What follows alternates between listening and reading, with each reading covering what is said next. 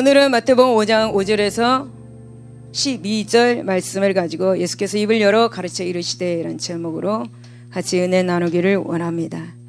어떤 집사님의 간증입니다. 이 집사님의 남편은 이제 건설업에 종사하고 있었는데 강남의 여러 지역에 수십 개의 주택을 지었고 또 큰 건물들을 건축하여서 회사가 잘 알려지게 되었습니다. 그래서 이제 경기도 양평에 대단히 전원주택 건설을 계획하기에 이르렀습니다. 그래서 그 집사님의 남편의 그 사업이 번창하니까 이권을 노리는 사람들이 생겼습니다. 그들은 남편의 회사에 자기 편 사람들을 이장 취업시켜가지고 거액의 회사 운영 자금을 빼돌리도록 했습니다. 그래서 그 집사님의 남편의 회사는 순식간에 현찰 수십억이 날아가 버리고 말았습니다. 그래서 그의 남편은 하루아침에 동전 한 푼 없는 그런 신세가 되었습니다. 부부는 이젠 밤낮으로 걸려오는 빚 독촉, 그리고 전화로 협박, 또 그런 모든 일들로 인해서 불안과 공포, 두려움을 느끼는 그런 절망 가운데서 5개월 동안 지냈습니다. 그러는 어느 날 이제 그 집사님의 남편이 이제 도저히 이대로는 살 수가 없다라고 생각을 하고 평소에 잘 알고 지내던 그 어떤 집사님의 집으로 가서 나를 교회로 인도해 주세요라고 말을 해서 교회로 나가게 되었습니다. 그리고 이제 그곳에서 그 교회에서 시키는 대로 기도원에 올라가서 7일을 금식 기도를 작정하면서 성경을 읽었습니다. 그는 하나님께 철저하게 회개했습니다. 지난날에 자기가 스스로 잘났다고 했던 거, 그리고 욕심부리고 탐욕에 빠져서 살아왔던 그 이전에 그 날들의 그러한 모든 죄를 철저하게 회개했습니다. 통곡하며 회개했습니다. 그리고 하나님께 한 번만 더 기회를 달라고 간구했습니다. 이제는 하나님만 섬기고 교회에서도 하나님께 제일 많이 헌금을 하는 성도가 되겠다고 하나님께 다짐을 했어요. 그리고 통곡하면서 기도함으로 7일을 금식을 마치고 기도원에서 내려와서는 그 후부터 주일, 수요 예배, 금요 철야 모든 예배는 다 참석을 했고 없는 중에도 하나님께 11조를 드리고 교회 학교 교사로 헌신까지 하게 되었습니다. 이렇게 하나님 앞에 충성하고 헌신하자 남편에게 동업자가 생겼습니다. 그 동업자와 함께 회사의 많은 문제들을 다 해결하고 다시 일을 시작하게 되었습니다. 과거에 실패했던 경험들과 노하우를 모두 살려서 이제 사업을 했습니다. 그래서 그 어려웠던 때에도 지속적으로 거래가 잘 되었고 그래서 한 달에 11조를 300만 원씩 드리게 되었다고 합니다. 그리고 하나님 앞에 교회 앞에 아낌없이 드리고 하나님 앞에 충성하는 일꾼이 되었다고 합니다. 이분들은 바로 하나님의 복을 받은 사람들입니다. 여러분 모든 일에는 인간적인 생각, 행동으로는 여러분 잘 될 수가 없다라는 거 여러분 기억하시기 바랍니다. 오직 하나님의 은혜로 모든 일들이 잘 될 수 있다는 것도 여러분 기억하시기 바랍니다. 그렇기 때문에 우리는 더욱 하나님을 의지하고 믿음의 생활을 해야 될 것입니다. 먼저 그의 나라와 그 의를 구하는 자에게 축복하시는 하나님 역시 여러분 기억하시기를 바랍니다. 이제 여러분 본문을 통해서 이제 하늘의 복과 땅의 복을 받는 비결을 알아보고 이 복들이 임하는 주인공들이 다 되시기를 예수 이름으로 축복을 드립니다. 첫 번째는 이제 온유한 사람은 부드러우나 약하지는 않습니다. 여러분 5절에 온유한 자가 복이 있다라고 말씀합니다. 그런데 여러분 사람들은 온유를 뭐라고 말하냐 하면 약하고 비굴하고 미련하다 그러고 바보스럽다라고 이렇게 말하는 경향들이 많이 있습니다. 그것은 온유한 사람은 오래 참고 강포하지 않기 때문에 이러한 말들을 하는 것입니다. 그래야 해서 사람들은 온유한 사람이라고 하면 형편없는 사람 취급을 합니다. 그래서 온유한 사람들을 이용하기도 하죠. 그러나 여러분 진정으로 온유한 사람은 부드럽지만 약하지는 않습니다. 중국의 철학자 노자는 이렇게 말했습니다. 이 세상에는 물처럼 부드럽고 유연한 것도 없지만 한편 물처럼 강하고 큰 힘을 지닌 것도 없다라고 그렇게 말했습니다. 실제 그렇습니다. 물은 어떻습니까? 부드럽습니다. 그러나 약하지는 않습니다. 온유한 자 마찬가지입니다. 온유한 자는 약하고 비굴하고 미련하고 바보처럼 보이지만은 강포한 자를 굴복시키는 힘이 있다라는 것입니다. 할렐루야. 여러분, 우리 예수님도 온유한 분이셨습니다. 마태복음 11장 29절에 보면 나는 마음이 온유하고 겸손하니 라고 이렇게 말씀하셨습니다. 예수님은 온유한 분으로서 마침내 여러분 죽음과 사단의 권세를 깨뜨리셨습니다. 그리고 오늘날 세계의 수많은 사람들의 그 발이 예수님 무릎 앞에 꿇게 하셨다라는 거죠. 그렇습니다. 여러분, 온유는 약하지 않습니다. 여러분, 온유는 정말 약하지 않습니다. 온유에는 오히려 여러분 어떠한 강포도 깨뜨릴 수 있는 강인함과 그리고 모든 대적을 굴복시키는 그런 힘과 능력이 있습니다. 그러므로 여러분, 예수님을 본받아서 늘 온유함을 가지시기를 바랍니다. 온유함을 잊지 마시기를 바랍니다. 강포를 당해도 온유함으로 인내할 수 있기를 바랍니다. 그러면 마침내는 모든 대적을 굴복시키고 최후 승리를 거두게 될 것입니다. 여러분, 다시 5절을 보면 온유한 자가 땅을 차지할 것이다 라고 말합니다. 이전의 성경을 보면 온유한 자가 땅을 기업으로 받을 것이다 라고 그렇게 말하고 있죠. 여러분, 그래서 온유한 자란 어떤 일을 이렇게 만나도 사랑과 인내로 친절로 행하는 자를 온유한 자라고 말합니다. 가리키고 있죠. 이러한 사람을 땅을 차지한다라는 것. 이것은 세상의 이치와 맞지 않는 여러분 역설적인 말씀입니다. 여러분들이 혹 정권을 잡는다면 여러분 옆에 어떤 사람들을 부르겠습니까? 여러분, 어떤 사람들을 부르겠습니까? 특히 적과 싸워야 할 때, 대개는 힘세고 그리고 강하고 그리고 개교에 능랄한 사람들을 선호할 것입니다. 그런데 주님은 온유한 자들을 전투원들로 선택하고 있습니다. 여기서 땅을 차지할 것이라는 이 말씀은 바로 특공대가 적진을 점령하는 것과 같다라는 의미를 가지고 있습니다. 여러분, 만약 이 세상에서 그런 온유한 자들을 특수부대원으로 적진에 내보낸다면 아마 모두 다 전멸될 것입니다. 그러나 하나님 나라의 군사들은 다릅니다. 온유가 그들의 가장 큰 능력입니다. 왜냐하면 예수님께서 말씀하신 온유란 세상 사람들이 생각하는 것처럼 단순히 친절하고 유순하고 원만한 성품과 자세를 가리키는 말씀이 아니기 때문입니다. 여러분, 온유란 하나님의 섭리를 맞는 자세, 하나님의 뜻에 맞춰서 살아가는 그 자세를 가리키는 것을 우리는 알아야 합니다. 즉, 하나님께서 평안과 보호와 건강의 섭리를 주실 때에만 온유하게 순종하는 사람이 아니다라는 거죠. 모순되어 보이고 불행스럽게 보이고 고난의 섭리를 주실 때에도 아멘으로 순복하는 사람이 바로 주님께서 강조하는 온유한 자의 개념이라는 것입니다. 그러므로 주님이 말씀하신 온유한 자는 매우 끈질긴 신앙의 그 지구력과 능력을 지닌 자임을 알 수가 있는 거죠. 그렇습니다. 하나님께 대한 강직하고 견고한 신앙의 충성, 그 자세를 끝까지 유지한 사람이 바로 온유한 사람입니다. 여러분, 성경에서도 온유한 사람이 많이 나옵니다. 특히 욥은 온유한 사람입니다.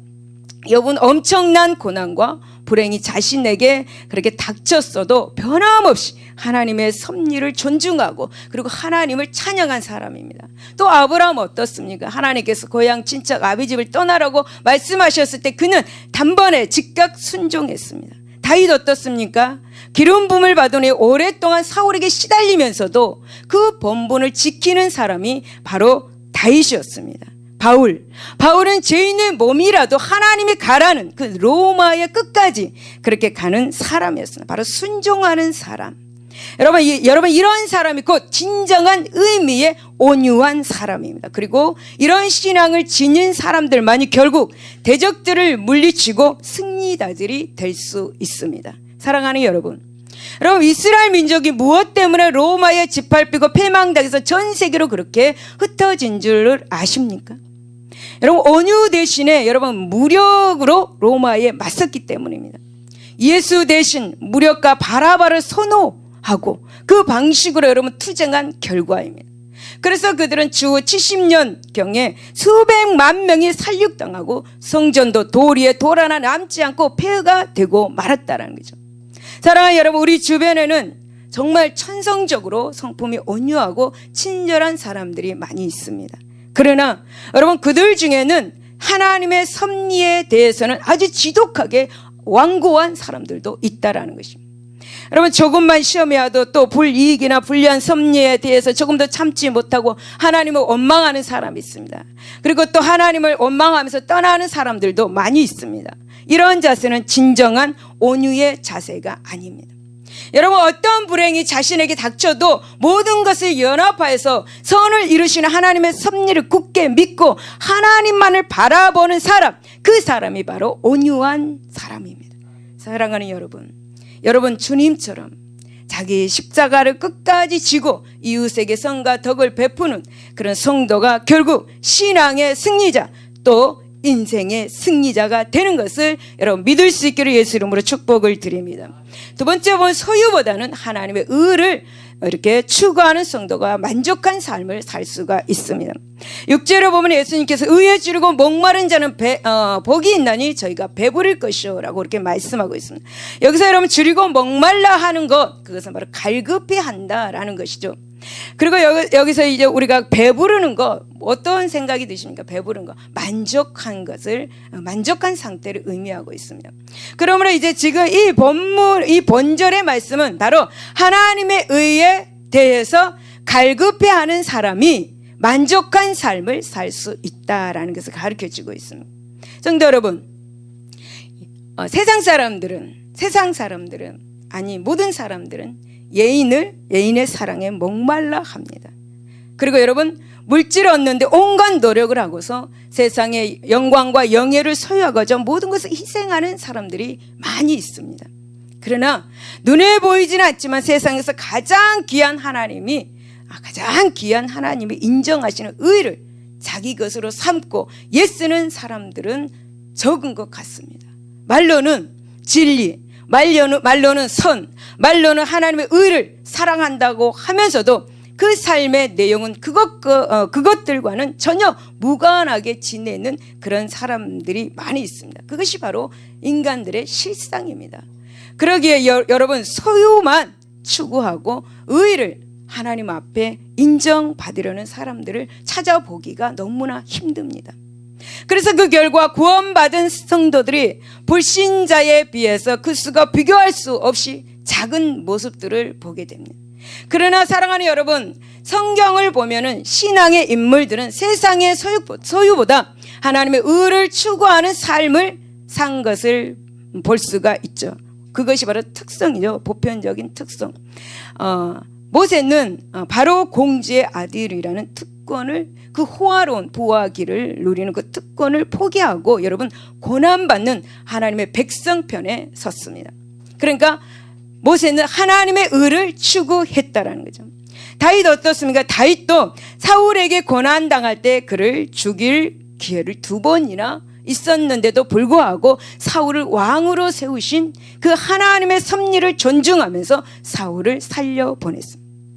다윗은 왕권보다 하나님의 의를 택한 것이죠. 여러분, 신앙 인물들의 삶의 모든 원리는 모두 이렇게 하나님의 의를 목마르게 구하는 삶이었다라는 것을 성경을 통해서 우리가 보게 되죠. 그 결과 하나님께서는 그들을 높여주시고 그 삶을 영광과 존귀로 세우시고 또한 만족해 하신 것을 보게 됩니다. 그래서 다윗은 이렇게 고백합니다. 시편 23편 5절에 주께서 내 원수의 목전에서 상을 차려주시고 기름을 내 머리에 부으셨으니 내 잔이 넘치나이다 라고 그렇게 고백합니다. 여러분, 예수님께서도 빌립보서 2장 8절에서 12절 이렇게 말씀합니다. 사람의 모양으로 나타나서 자기를 낮추시고 죽기까지 복종하셨으니 곧 십자가에 죽으심이라. 이러므로 하나님이 그를 지극히 높인 모든 이름 위에 뛰어난 이름을 주사 하늘에 있는 자들과 땅에 있는 자들과 땅 안에 있는 자들의 모든 무릎을 예수의 이름에 꿇게 하셨습니다. 예수님은 하나님의 의를 구하는 삶을 사셨기에 영광과 존귀를 얻게 되신 것입니다.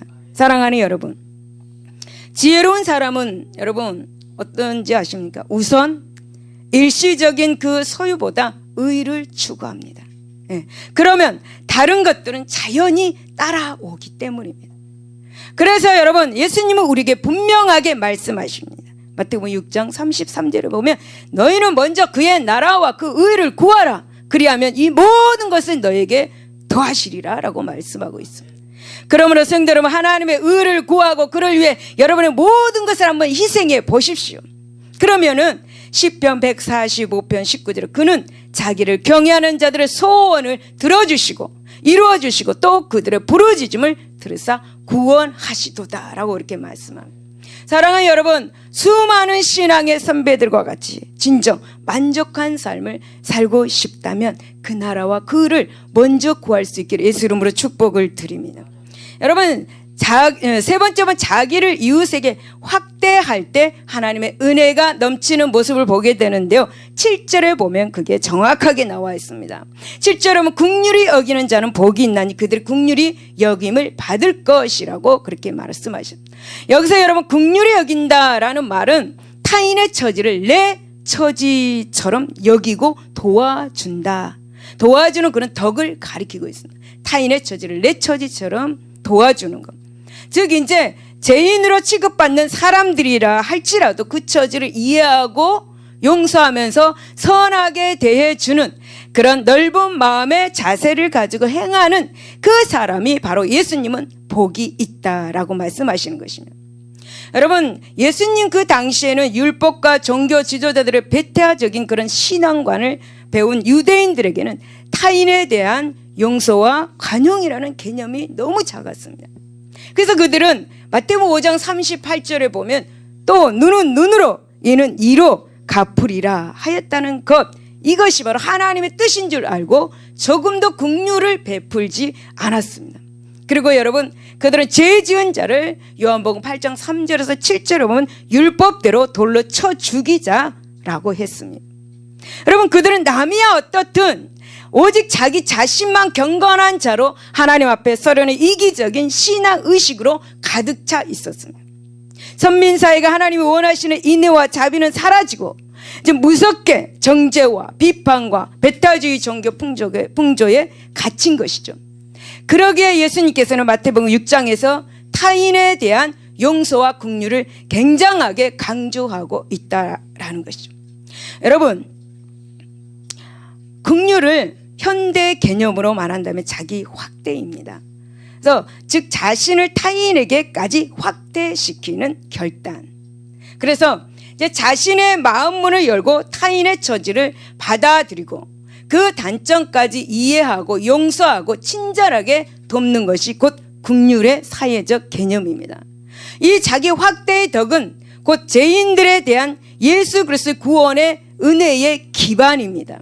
여러분, 만일 주께서 삼위일체 하나님 중 한 분으로 자신을 지키고 하늘 보좌에만 앉아 계셨다면 이 땅에 오실 수 있었겠습니까? 여러분, 예수님은 그런 이기적 자세를 버리고 이 땅에까지 자기를 확대하셨으니 그것이 곧 성육신 사건입니다.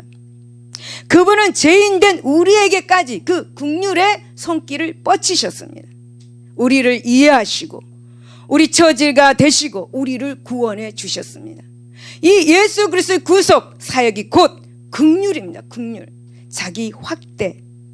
그리고 이제 주님은 자기 백성들에게도 그렇게 이웃을 대하면서 살라라고 그렇게 요구하시는 것입니다. 그래야 하나님께 자기도 긍휼히 여김을 받는다라는 것입니다. 하나님의 긍휼을 우리가 남에게 긍휼을 베푸는 자, 나도 하나님께 긍휼을 받을 수 있다라는 것입니다. 시편 18편 25절에 보면 자비로운 자에게는 주의 자비하심을 나타내시며 완전한 자에게는 주의 완전하심을 보이시며 라고 말합니다. 긍휼을 베푸는 사람에게 하나님은 긍휼을 베푸시는다라는 거죠. 여러분, 태양빛을 알지 못하는 소경에게 어떻게 그 빛을 이해하라고 말하겠습니까? 여러분, 용서를 하는 자가 용서의 은혜를 압니다. 그리고 감사합니다. 여러분, 또 이웃을 위기에서 구해준 사람이 하늘 구원 진리를 이해합니다. 여러분, 우리 크리스찬 중에도 예수님의 사랑과 그 복음 진리를 올바로 알지 못하는 사람들이 너무나 많이 있습니다. 그래서 사랑과 이해와 간대 대신에 비판과 정죄를 너무너무 잘합니다. 단점이 있고 죄를 지은 사람들을 도저히 용납하지 못하고 사귀지도 못하고 돕지도 않는 사람들이 너무 많습니다. 크리스찬 중에. 하나님의 천국 구속 섭리는 여러분 바로 긍휼로 시작된다라는 것을 기억할 수 있기 바랍니다. 그리고 긍휼로 이루어지고 긍휼로 끝난다는 이 진리를 여러분 깨달을 수 있기를 바랍니다. 에베소서 4장 32절은 서로 친절하게 하며 불쌍히 여기며 서로 용서하기를 하나님이 그리스도 안에서 너희를 용서하심과 같이 하라라고 말씀하십니다. 여러분 긍휼은 하나님의 사랑과 그리고 그 은혜의 구체적인 행위라는 거죠. 이 행위가 있는 사람이 곧 하나님의 백성이라는 것입니다. 그리고 예수님의 그 은혜를 알고 있는 사람이 바로 예수님의 제자들이라는 것입니다. 여러분 네 번째 보면은 이제 영혼의 눈이 깨끗한 자만이 하나님을 볼 수 있는 특권이 있습니다. 여러분 8절을 보면 이제 예수님은 여섯 번째로 이야기를 하셨는데요. 마음이 청결한 자는 하나님을 볼 것이다 라고 말씀하십니다. 여기서 여러분 청결이라는 뜻은 헬라어로는 순수함, 깨끗함을 의미합니다. 그러나 여기서 이 말은 단순히 순수하고 깨끗한 마음을 의미하지는 않습니다. 근데 어떤 사람들은 이 욕심이 없는 빈 마음이 청결한 마음이다 라고 말하는 사람들도 있습니다. 그러나 여러분 그런 마음의 청결 개념은 그저 빈 마음을 가지면 온갖 그런 고뇌에서 해방받는다는 다른 종교의 인본주의적 가르침에 영향을 받은 것입니다. 그러나 주님께서 말씀하신 이 청결한 마음은 그 마음의 초점이 바로 하나님께로 향한 것을 말해주고 있는 것입니다. 하나님께로 향한 것, 그것이 바로 마음의 청결함이라는 것입니다. 빈 마음이 아니라는 거죠. 주님은 아무것도 없는 빈 마음은 오히려 마태복음 12장 43절에서 45절을 보면 귀신의 집이 될 거라고 경고하고 있습니다. 그 마음에 예수님을 모시고 그분만을 섬기는 마음이 곧 예수님이 말씀하시는 청결한 마음이다라는 것입니다. 야고보서 4장 8절에 보면 하나님을 가까이 하라 그리하면 너희를 가까이 하시리라. 죄인들아 손을 깨끗이 하라. 두 마음을 품는 자들아 마음을 성결하게 하라라고 말씀. 두 마음을 품으면 예수님은 가장 싫어하신다라는 거 여러분 기억할 수 있기를 바랍니다. 여러분 이 세상에서 유일하게 두 눈으로 각각 다른 것을 볼 수 있는 생물이 있습니다. 그 생물 아십니까? 그것은 바로 카멜레온입니다. 카멜레온.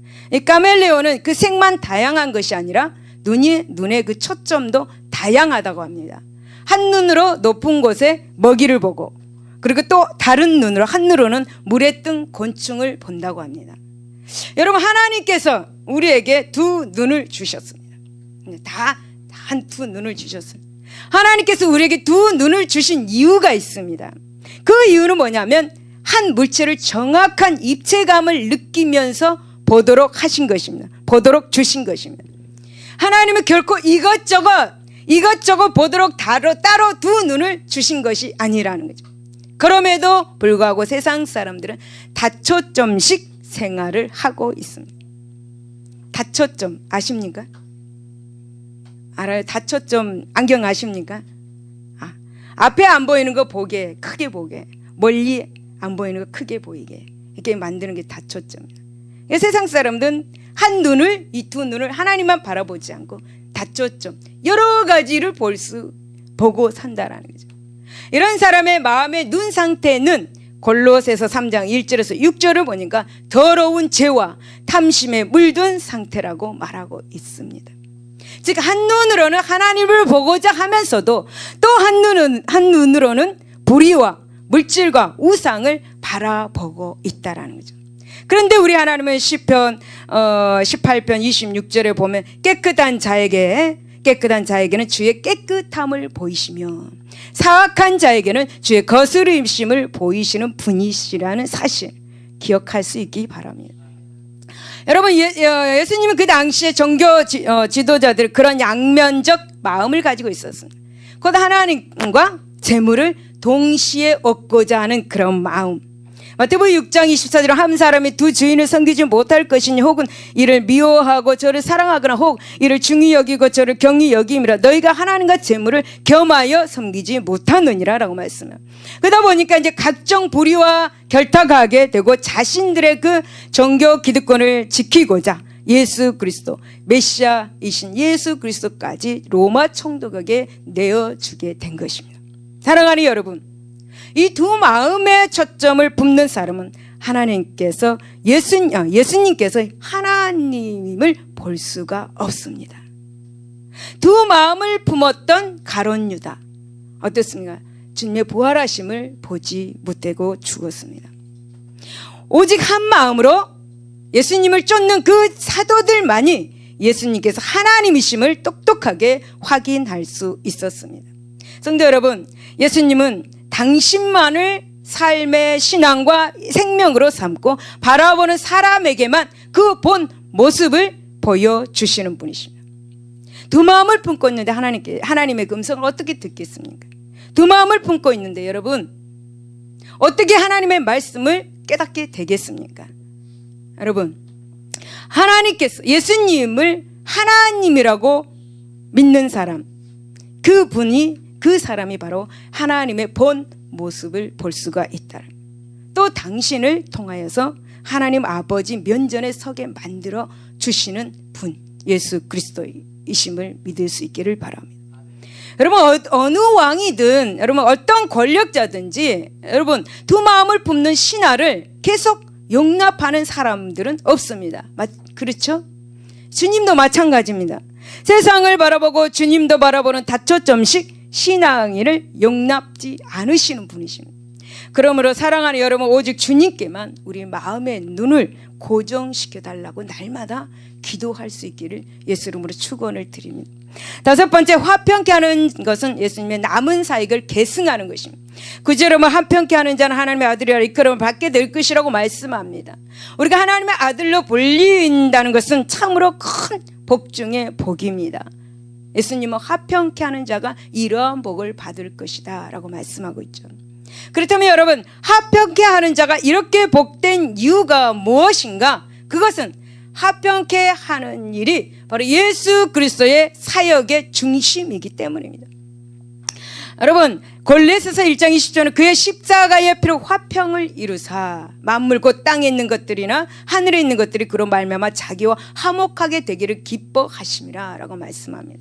그렇다면 여러분, 예수님이 오기 전까지는 이 세상에 화평이 없었다는 말이 되겠죠.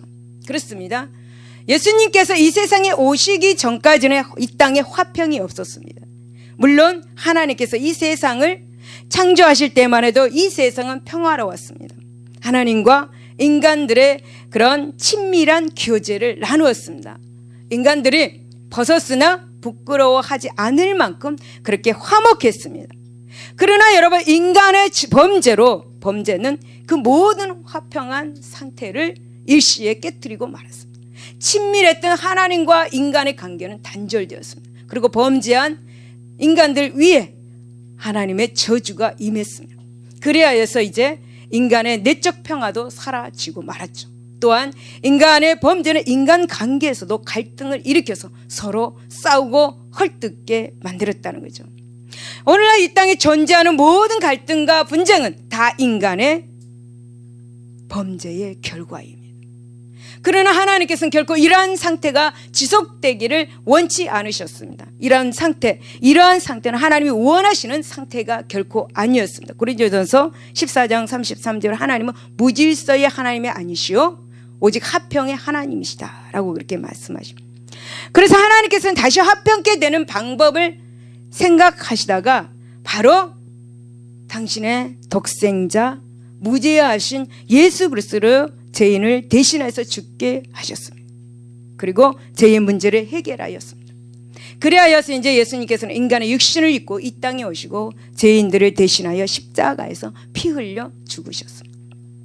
그래서 이제 원수되었던 하나님과 사람 그리고 사람과 사람 사이에 십자가로 말미암아 화평의 다리를 놓아 주셨습니다. 그 다리는 예수님의 피가 묻은 십자가입니다.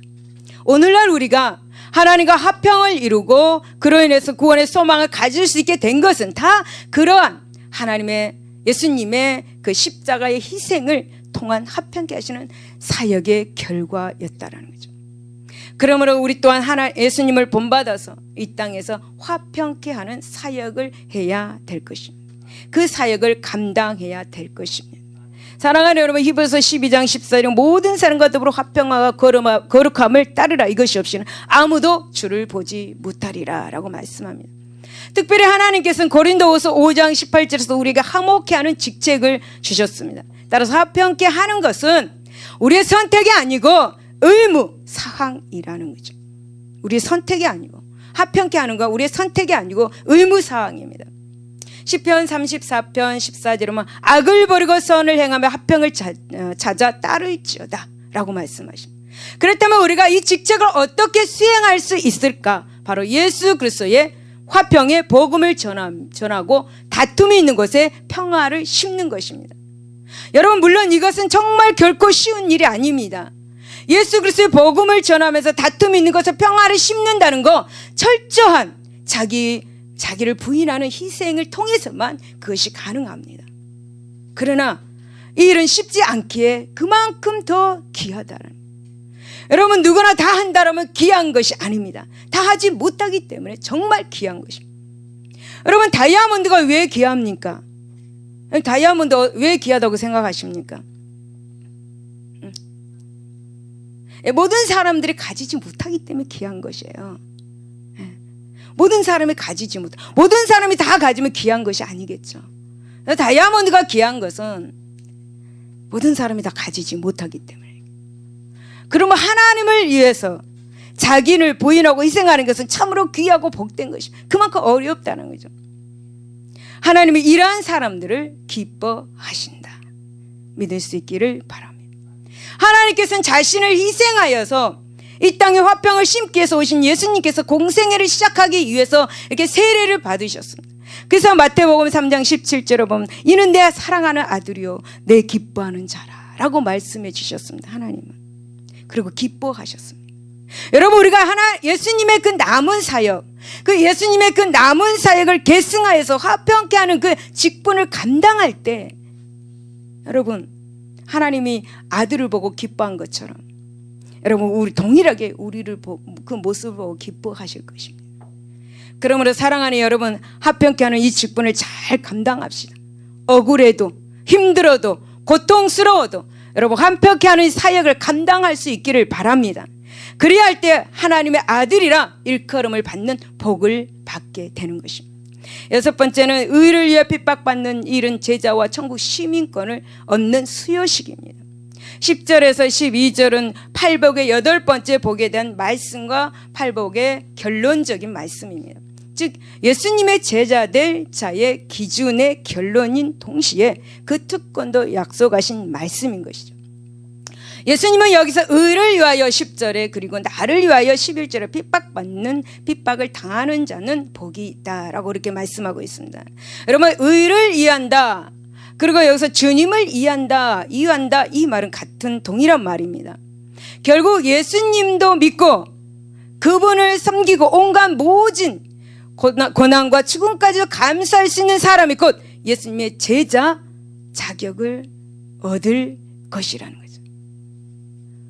여러분, 이런 말을 제가 들었습니다. 공산국에서 신앙생활을 하면서 어떤 목사님이 끌려갔습니다. 그 공산당원들이 고문을 하면 할수록 이 목사님은 감사합니다만 여러분 연발했다고 합니다. 그래서 이제 화가 난 두목이 무엇이 감사하냐고 그렇게 물었습니다. 그랬더니 이 목사님이 예수 이름으로 매를 맞고 핍박을 받으면 하늘의 상이 기다리고 있으니 감사합니다. 그래서 내가 감사한다 라고 이렇게 대답을 했어요. 그리고 그는 감옥에 가두어졌습니다. 목사님은 너무 기뻤습니다. 어찌 거기서 기뻐할 수가 있을까. 네. 조용한 골방에 앉아 하나님께 기도할 수 있게 되니 더욱 감사하다라는 거죠. 그래서 두목은 그를 죽이라고 명령을 했습니다. 이 말을 들은 목사님은 예수를 믿다가 순교한 것은 더욱 영광이여 큰 상을 받게 될 것이니 더욱 감사합니다 라고 입으로 그렇게 그들 앞에서 말했습니다. 어떻게 되었겠습니까? 죽였겠습니까? 살아서 보냈겠습니까? 여러분, 그 목사님은 살아서 나왔습니다. 담대하게 이러한 것이 감사하다. 여러분, 담대할 수 있기를 바랍니다. 사랑하는 여러분, 저 예수님을 위해서는 자기 목숨까지도 아끼지 않는 감사 생활이 굉장히 중요합니다. 그렇다고 예수님은 우리에게 야, 목숨을 내놔라, 내가 너 오늘 저녁에 데려가겠다, 그게 아니십니다. 그게 아니라요. 다만 각오, 마음의 각오, 결단을 요구하시는 거예요. 마음의 각오, 확신을 말하는 것입니다. 자기 목숨도 아끼지 않고 감사하는 생활 할 수 있기를 바랍니다. 여러분, 예수님께서 팔복을 통해서 주시고자 하시는 말씀, 바로 나를 믿고 나를 본받고 나의 제자가 되라라는 것입니다. 이것이 핵심입니다. 팔복의 핵심. 이 팔복의 요지, 산상수훈의 여러분 주제입니다. 여러분, 우리는 주님의 가르치심의 핵심을 잊지 말아야 합니다. 나를 믿고 나를 본받고 나의 제자가 되라. 예수님을 주님으로 영접하지 않는 이들에게는 팔복의 이 말씀과 약속이 아무 의미도 효력도 없는 것입니다. 그분을 위해서 온갖 고난과 핍박을 감수하려는 이들만이 결국 천국도 차지하고 하나님의 자녀의 특권도 얻는 것입니다. 베드로전서 4장 14절 너희가 그리스도 이름으로 치욕을 당하면 복이 있는 자로다. 왜? 하나님의 영광의 영, 곧 하나님의 영이 너희 위에 계시기 때문에. 그러므로 기뻐하고 즐거워하라고 12절에 말씀하고 있는 것입니다. 여러분, 예수님은 핍박의 가시밭길을 통해서 우리 인격을 단련시켜서 주님을 사랑하는 순수한 마음을 가르치십니다. 그리고 우리가 예수님을 사랑하는 마음으로 주 앞에 엎드릴 때까지 주님께서 우리를 영원한 땅으로 인도하십니다. 여러분, 초대교회 유명한 교부인 터툴리안이 이런 말을 했습니다. 순교자의 피는 교회의 종자가 된다 라고 말했습니다. 예수 그리스도인들은 시련의 광야를 통과하지 않고는 적과 꿀이 흐르는 땅을 얻을 수가 없다라는 거죠.